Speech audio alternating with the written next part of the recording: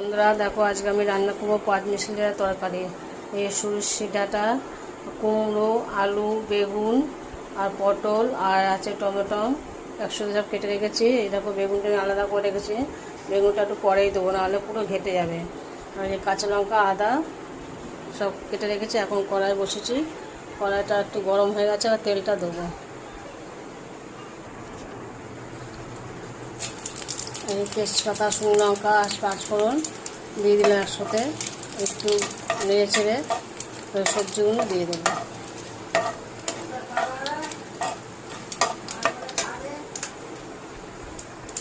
এখন সবজিগুলো সব ভেজে দেবো।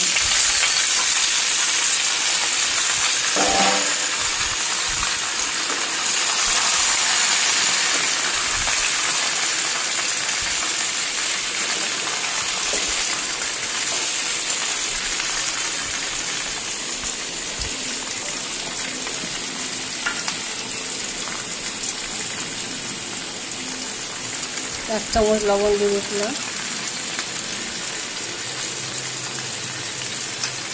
একটু হলুদের গুঁড়ো।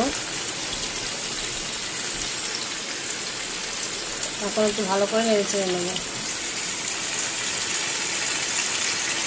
এই আদা বাটা দিয়ে দিলাম, একটু জিরে গুঁড়ো,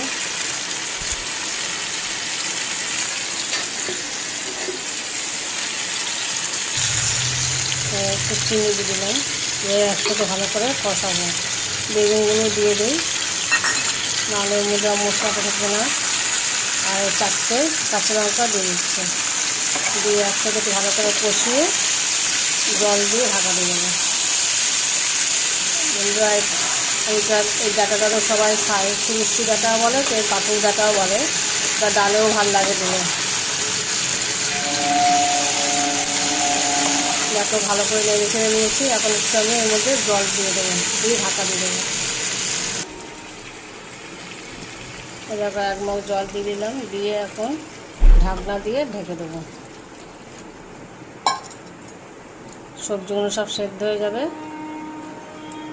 সেদ্ধ হয়ে নামানোর সময় একটু গরম মশলা আর নাহলে সবজি মশলা দিয়ে নামিয়ে দেবো, যে কোনো একটা।